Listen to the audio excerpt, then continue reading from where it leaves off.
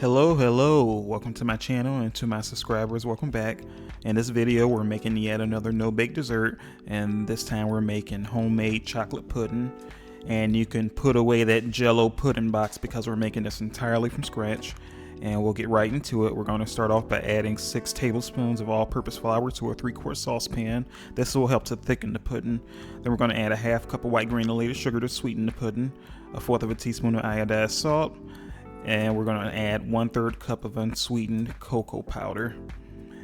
And we're going to stir everything until it's well combined. And you want to make sure there are as few clumps as possible when you're stirring everything. Now, most recipes call for using whole milk, but in this recipe we're going to be using half and half, and I'm adding 2 cups of half and half. And you're going to continue to stir while adding the half and half slowly and gradually, and this is to ensure that the mixture is as smooth as possible. Now, why half and half versus whole milk? As the name implies, half and half consists of half whole milk and half heavy cream, which means it has a higher fat content. And the higher fat content is what will contribute to that rich flavor and creamy texture compared to most other chocolate pudding recipes you see. So now we're going to warm the saucepan on medium heat. And while the mixture is heating up, you do want to continue to stir it constantly. This will prevent any milk curdles from forming, as well as prevent any clumping of the flour that's in the mixture. And you will notice as the mixture heats up, it will start to foam. This is perfectly normal. What you're seeing is the mixture forming what I would describe as an inversion or a cap. The air that has been infused into the mixture from all the stirring that we've been doing, it will rise and form the layer of bubbles that you saw. And as you notice, once the mixture comes to temp, or once it starts to boil, or once it reaches, as I would describe, its convective temperature, the steam from the mixture will be rising briskly enough to break through that foamy layer, and it will dissipate. And at this point, approximately 10 minutes have passed, and as you notice, besides the foamy layer having dissipated, the pudding mixture is starting to thicken. And at this stage, while the pudding thickens, it will also start to boil as well. Now, pudding can get a bit tricky, so this is entirely at your discretion. As you can see on the screen, the pudding is plenty thick right now. What I personally prefer to do, once I see that the pudding is starting to boil, I like to cook it on medium heat and continue stirring it for an additional 1 minute. This is a safeguard for myself to ensure that we're not removing the pudding too soon from the heat, because there's the risk if you remove it from the heat too soon, you will end up with a pudding that's more on the runny side. I prefer a pudding with a thicker consistency personally. At the same time, on the other hand, you also want to be careful not to continue warming the pudding for too long, because what will end up happening if you continue to warm it for too long, the milk fat from the half and half that we added, it will begin to split from the pudding, and that will also make for a runny mess with a very ugly looking texture to the pudding. That being said, I would advise not allowing the pudding to warm on medium heat for longer than 15 minutes, because that will help to minimize the risk of that milk fat separating from the pudding. Alright, so now I'm going to remove the saucepan from the heat, and we're going to move that burner out of the way. It took a minute because the burner is hot, didn't want to burn myself. And now we're going to ease that saucepan back over, and now we're going to add the rest of our ingredients. First, we're going to add 2 tablespoons of unsalted butter.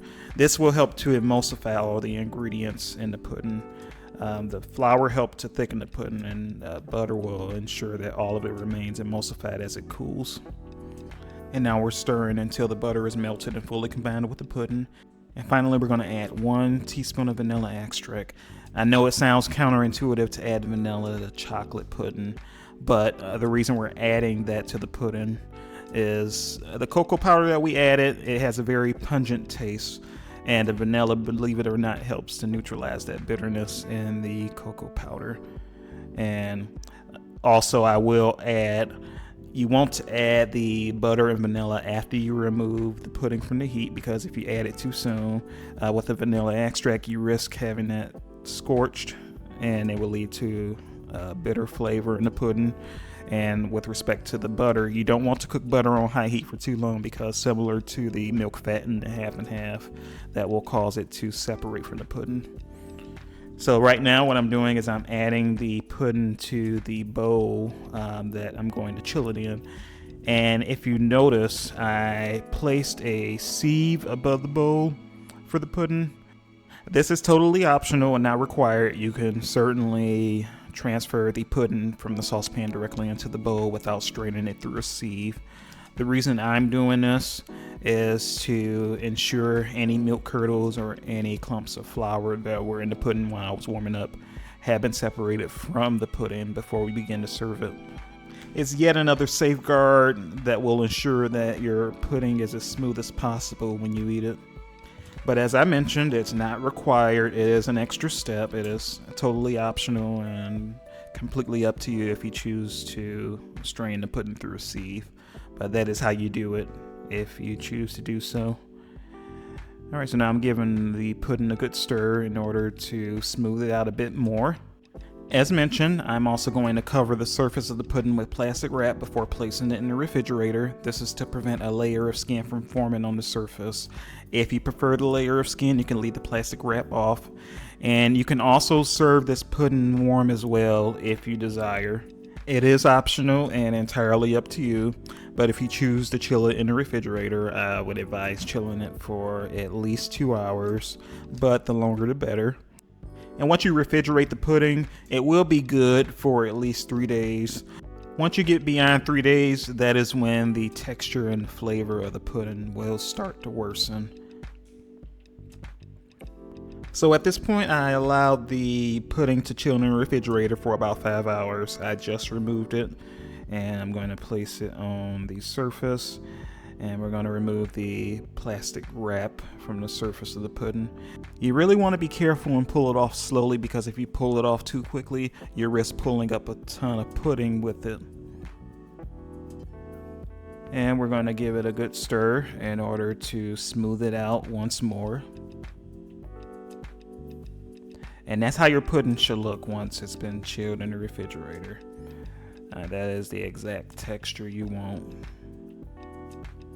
Alright, so we're going to add it to our serving dish. And as far as servings, again, servings get tricky because everyone serves different portion sizes. If you're using a mini sundae dish, such as the one you see on the screen, I would say you should be able to get between 3 and 4 servings out of this recipe. And you can double and triple the recipe if desired as well. So now that we've got all of the pudding in there, I'm going to decorate it. So I'm putting some whipped cream on top, and I'm also going to add some sprinkles on top. If you choose to substitute the chocolate sprinkles for chocolate shavings or espresso powder, it is entirely up to you. If you choose not to decorate the pudding at all, again, that is your choice. And between you and me, I really don't understand why people still bother with the Jello mixes. You saw how easy this is using all natural ingredients that you likely have in your cabinet right now, without all of the additives and the preservatives that come with these store-bought mixes. So I really do hope that you give this a try. If you enjoyed this video, please like, share, and subscribe. And as always, thanks for watching.